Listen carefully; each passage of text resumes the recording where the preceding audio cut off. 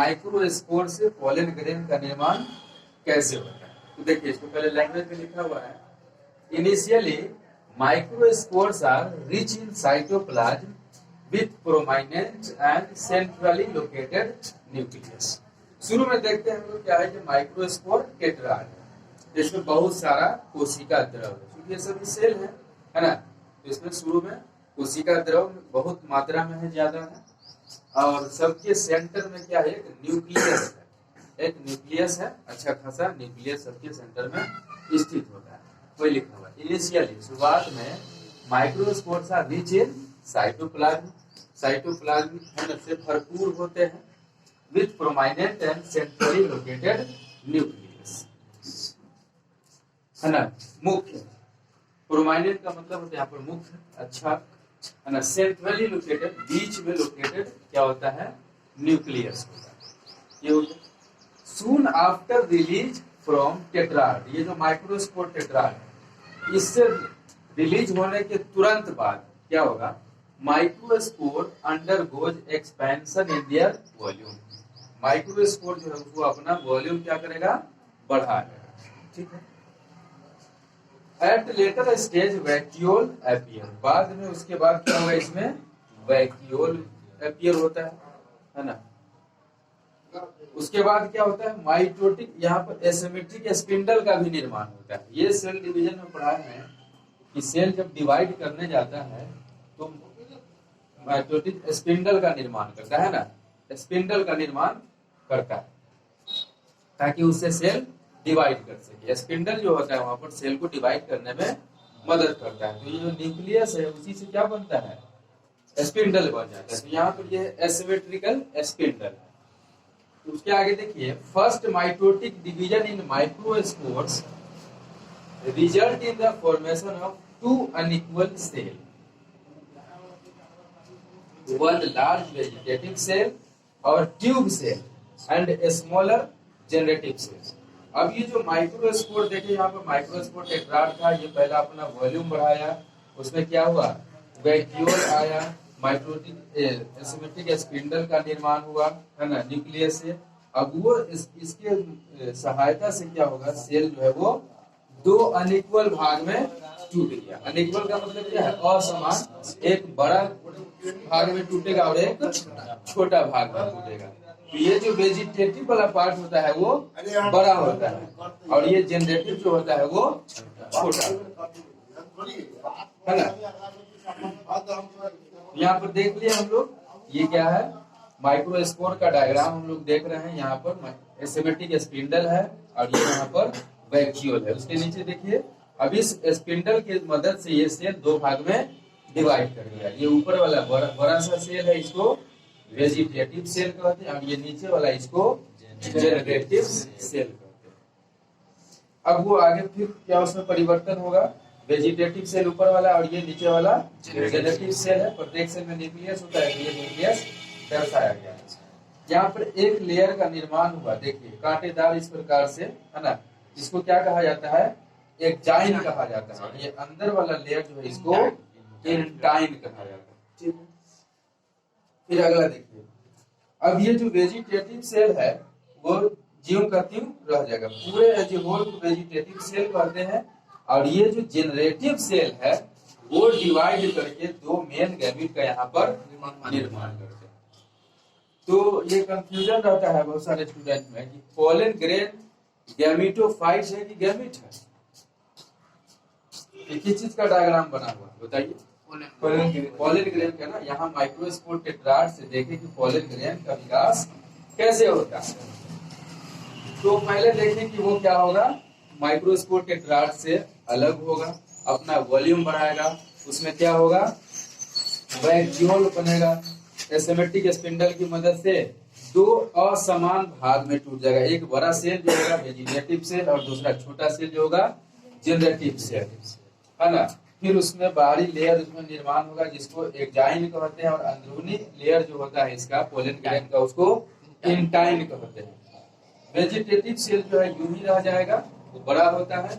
Generative cell जो है vegetative cell की कोशिका में फ्लोट करता है, छतराता रहता है, और वही जनरेटिव सेल बाद में डिवाइड करके मेल गैमेट बनाता है। 2 मेल गैमीट बनाता है। ये पूछा हुआ क्वेश्चन है 2022 का, शायद 21 या 22 का, कि वह कौन सा कोशिका है जिसके डिवाइड करने से, है ना, मेल गैमीट का निर्माण होता है। वेजिटेटिव सेल है या जनरेटिव सेल है? जनरेटिव सेल डिवाइड करके मेल गैमीट बनाता है, वेजिटेटिव सेल नहीं। जनरेटिव सेल ना देख रहे हैं, वेजिटेटिव सेल तो एज ए होल पूरा हम लोग कह ही रहे हैं। जनरेटिव सेल जो था यहाँ, ये डिवाइड करके 2 मेल गैमीट बना दिया है। ये वेजिटेटिव सेल है पूरा, उसका न्यूक्लियस है ये। यहाँ जो जनरेटिव सेल था वो डिवाइड करके 2 मेल गैमीट बना दिया। ठीक है, इसका प्रोसेस है, यहाँ डायग्राम के द्वारा दर्शाया गया है, वहाँ लैंग्वेज में उसको लिख दिया गया है। पहले क्या होगा, अपना वॉल्यूम बढ़ाएगा माइक्रोस्पोर जो है, उसके बाद उसमें वैक्यूल का निर्माण होगा। रसधानी वैक्यूल क्या होता है? जिसमें पानी का कंटेंट ज्यादा होता है, प्रत्येक कोशिका में होता है। उसके बाद यहाँ पर स्पिंडल का निर्माण होगा, जो सेल डिवीजन करता है दोनों, है ना, कुछ हिस्से को उसमें क्रोमोसोम वगैरह को दोनों हिस्से में बांट करके ले जाता है। स्पिंडल का वही काम होता है, सेल डिवीजन हम लोग पढ़ते हैं। तो यहाँ पर अनइक्वल डिवीजन होता है, एक छोटा पार्ट में बटेगा और एक बड़ा पार्ट में बटेगा। बड़े वाले पार्ट को वेजिटेटिव सेल और छोटा को जनरेटिव सेल कहते हैं, है ना। ये रहा वेजिटेटिव सेल, ये जनरेटिव सेल। फिर बाहरी एक लेयर का निर्माण हो जाता है, उसको एक्जाइन कहते हैं, और जो अंदरूनी लेयर है उसको इंडाइन कहते हैं। वेजिटेटिव सेल यूं ही रह जाएगा और जनरेटिव सेल डिवाइड करके 2 मेल गैमीट का निर्माण करते हैं। ये हो गया हमारा पोलन ग्रेन का फॉर्मेशन हो गया ना। कैसे माइक्रोस्पोर से पोलन ग्रेन विकसित हुआ देखे हम लोग, है ना। तो अब देखिए कि पोलन ग्रेन क्या है। पोलन ग्रेन क्या है? Pollen grain represents male gametophyte. यह मेल गैमीटोफाइट को दर्शाता है। गैमीटोफाइट, फाइट से अब कहीं पर ऐसे आएगा वर्ड, समझिए कि वो कुछ बियर करेगा, वो कुछ किसी चीज को रखता है उसमें, है ना। फाइट, मेल गैमीटोफाइट मतलब क्या है? गैमीट को रखने वाला स्ट्रक्चर, है ना, गैमीटोफाइट। तो ये क्या है? Pollen grain represents male gametophyte. इसी पोलन ग्रेन में ना ये गैमीट है, और ये मेल गैमीट जेनेटिक सेल के डिवाइड करने से बना है। तो यही हो गया क्या? गैमीटोफाइट। क्योंकि मेल गैमीट रख रहा है, इसको पोलन ग्रेन को मेल गैमीटोफाइट कहते हैं। पोलन ग्रेन क्या है? Mail gametophyte. ये कंफ्यूजन नहीं होना चाहिए कभी कि पोलन ग्रेन गैमीट है ना। पोलन ग्रेन गैमीट नहीं है। देख रहे हैं जनरेटिव सेल के डिवाइड करने से गैमीट बन रहा है। पोलन ग्रेन गैमीट है? पोलन ग्रेन गैमीट नहीं है, वो मेल गैमीटोफाइट है। उसके अंदर गैमीट का निर्माण होगा ना। पोलन ग्रेन गैमीट नहीं है, वो गैमीटोफाइट है, उसके अंदर गैमीट का निर्माण होगा। तुम देख चुके हम लोग कैसे यहाँ पर पोलन ग्रेन का निर्माण होता है। अब तो पोलन ग्रेन का शेप देखिए कैसा होता है। शेप स्फेरिकल होता है, और इसके लंबाई में देखिए तो 25 से 50 माइक्रोमीटर इन लेंथ। लंबाई में कितना होता है? 25 से 50 माइक्रोमीटर। माइक्रो का मान कितना होता है? 10 के पावर माइनस 6 मीटर। माइक्रो का मतलब 10 के पावर माइनस 6, 3 नहीं ना, वो मिली हो जाएगा 3 का, 10 के पावर माइनस 6, इसको माइक्रो कहते हैं, है ना। तो इतना छोटा उसका 25 से 50 माइक्रोमीटर जो है, ये बहुत इंपॉर्टेंट है। एनसीईआरटी का डाटा है, ये पूछा जाता है इस प्रकार से। तो पोलन ग्रेन का जो वाल है ये 2 लेयर्ड वाल होता है। इसका वाल जो है 2 सतहों से मिलकर बना होता है। वो 2 सतह क्या है? एक्जाइन है और इंटाइन। ये देख रहे हैं, यही है यहाँ पर, है ना। ये पोलन ग्रेन का स्ट्रक्चर हम लोग देख रहे हैं। ये प्लाज्मा मेम्ब्रेन है, ये, है ना, इसके बाहरी वाल है, सबसे बाहरी वाल ये है। तो ये एक लेयर का निर्माण करता है। फिर ये एक लेयर है, तो बाहर वाला को क्या कहते हैं? एक्जाइन कहते हैं। अंदर वाला जो ये लेयर है इसको इंटाइन कहा जाता है। एक्जाइन और इंटाइन। पोलन ग्रेन क्या है? मेल गैमीटोफाइट है। पोलन ग्रेन मेल गैमीटोफाइट है। कैसा होता है? स्फेरिकल होता है। लंबाई क्या है? 25 से 50 micrometre in length. It has 2 layered wall. इसमें दोहरी सतह का क्या होता है? दीवार होता है ना। कौन कौन सा है वो? एक्जाइन और इंटाइन। तो अब हम लोग देखेंगे इंजाइन क्या है और इंटाइन क्या है? तो एग्जाइन के बारे में देखिए, पहले थोड़ा सा यहाँ से देखते हैं। It is outer hard layer thick and inelastic. ये वाला देख रहे हैं, कांटे जैसा संरचना जो लग रहा है ना, इसी को एग्जाइन कहा जाता है। ये क्या है? बाहरी है, पोलन ग्रेन का सबसे बाहरी तो ही लेयर तो है ही है। तो एग्जाइन क्या है? ये आउटर लेयर है, हार्ड लेयर होता है, कड़ा होता है, थिक होता है, मोटा होता है और इनएलास्टिक होता है। इलास्टिक का मतलब क्या है? खींच दीजिए उसको अपने जगह पर फिर से चला जाएगा, उसको इलास्टिक कहते हैं। इनएलास्टिक है ना, वो खींचा नहीं जा सकता है, उसको इनएलास्टिक कहते हैं। यानी खींचने पर वो टूट ही जाएगा किसी प्रकार से, वो फिर से अपना पोजीशन नहीं ले सकता है, उसको इनएलास्टिक कहते हैं। किस चीज से बना होता है? ये बहुत इंपॉर्टेंट है यहाँ पर, है ना, बहुत इंपॉर्टेंट है। Made up of sporopollenin. ये जो एग्जाइन है ना, बाहरी लेयर जो है पोलन ग्रेन का, किस सब्सटेंस से मिलकर बना होता है? स्पोरोपोलेनिन। एकदम याद रखना, किसी से? स्पोरोपोलेनिन से। तो अब स्पोरोपोलेनिन के बारे में देखिए क्या है, बहुत इंपॉर्टेंट है। स्पोरोपोलेनिन जो है one of the most resistant organic material known. अब तक का सबसे ज्यादा प्रतिरोध है ना कार्बनिक पदार्थ यही है, स्पोरोपोलेनिन जो है।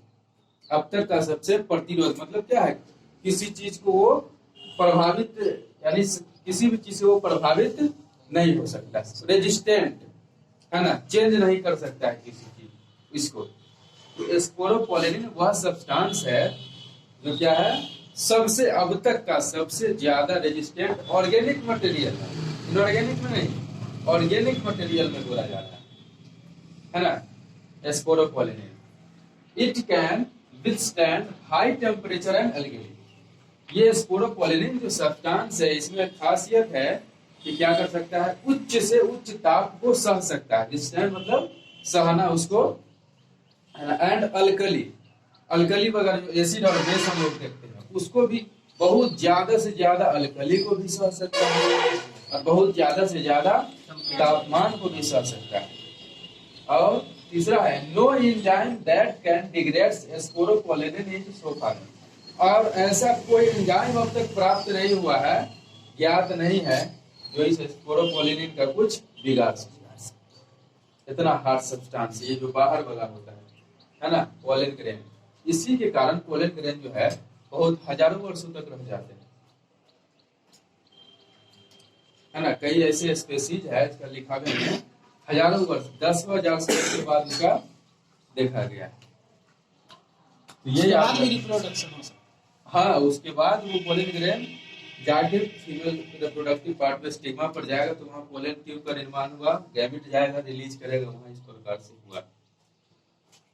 तो देखिए क्या हम लोग, एंड पोलन ग्रेन का 2 लेयर्ड वाल होता है, एक एग्जाइन और बाहरी एग्जाइन है और अंदरूनी इंटाइन। एग्जाइन क्या है? It is outer hard layer, या बाहरी लेयर है, हार्ड लेयर होता है, कड़ा लेयर होता है, ठीक मोटा होता है और इनएलास्टिक होता है। किस चीज का बना होता है? स्पोरोपोलेनिन का। स्पोरोपोलेनिन की खासियत है ये सबसे अब तक का सबसे ज्ञात कार्बनिक रेजिस्टेंट ऑर्गेनिक मटेरियल है। यह हाई टेम्परेचर और अल्कली को भी सह सकता है और कोई एंजाइम अब तक ज्ञात नहीं है जो इसको बिगाड़ सकता है। तो हम लोग ये जानते हैं फॉसिल किसे कहते हैं? जीवाश्म, बहुत साल से जो खत्म। हाँ, जीवों के अवशेष जो बचे रह जाते हैं, खासकर हार्ड पार्ट, है ना, बहुत दिनों तक रह जाते हैं। कोयला, हाँ, उसको कोई चीज बिगाड़ नहीं सकता है और वो और हार्ड सब्सटेंस में बदल जाते हैं, है ना। जैसे डायनासोर का हड्डी सब मिला था, हाँ, तो उसी को जीवाश्म कहा जाता है। उसको कुछ बिगाड़ ही नहीं सकता है, हर चीज ऐसे। तो चूंकि ये देखिए स्पोरोपोलेनिन जो है, न इसको कुछ हीट गड़बड़ा कुछ बिगाड़ सकता है, न अल्कली बिगाड़ सकता है, और न कोई एंजाइम ऐसा प्राप्त है कि इसको कुछ बिगाड़ सकता है, ये भी तो ऐसा ही पड़ा रह जाएगा, है ना। यही है, यहाँ पर थोड़ा सा उसमें लिखा हुआ है, इसको देखिए। Pollen grains are well preserved as a fossil because of presence of sporopollenin. क्योंकि इसमें स्पोरोपोलेनिन पाया जा रहा है, और स्पोरोपोलेनिन क्या है? रेजिस्टेंट ऑर्गेनिक मटेरियल, इसको कोई चीज बिगाड़ ही नहीं सकता है कुछ, तो क्या होगा, ये भी ऐसा ही पड़ा रह जाएगा, फॉसिल के रूप में हम इसको उपयोग कर सकते हैं ना। अब अगला है पोलन ग्रेन एग्जाइन है प्रोमाइनेंट अपर्चर, अपर्चर मतलब छिद्र, called germ pore where sporopollenin is absent. तो यहाँ पर एक है, इसमें कुछ एक्टिविटी होने के लिए है ना, यहाँ से पोलन ट्यूब के निर्माण के लिए कुछ स्पेस यहाँ पर खाली रहता है। सभी जगह पर ये जो एग्जाइन है वो नहीं पाए जाते हैं, यानी कि एग्जाइन वहां पर नहीं पाया, यानी स्पोरोपोलेनिन भी नहीं पाया जाता है।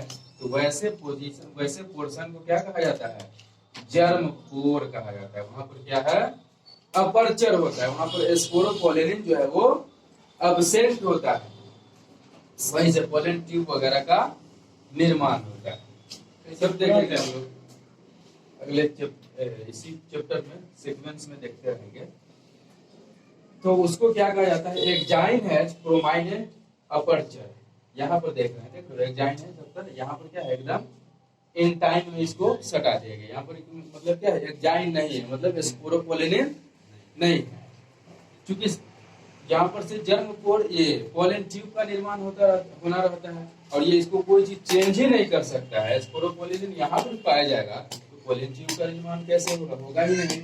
तो यहाँ पर एब्सेंट होता है, तो इसका ऑब्जेक्टिव बन सकता है एग्जाइन है प्रोमाइनेंट अपर्चर, मुख्य छिद्र होते हैं जिसको जर्म पोर कहा जाता है। ऑब्जेक्टिव ये बनेगा कि जर्म पोर के पास स्पोरोपोलेनिन एब्सेंट होता है कि प्रेजेंट होता है, एब्सेंट होता है। जर्म पोर की जगह पर स्पोरोपोलेनिन जो है वो नहीं पाया जाता है। और चूंकि इसको स्पोरोपोलेनिन ऐसा हार्ड सब्सटेंस है, इसको कोई चीज चेंज ही नहीं कर सकता, कुछ बिगाड़ नहीं सकता है, इसलिए इसको हम लोग फॉसिल के रूप में बहुत दिनों तक उपयोग कर सकते हैं।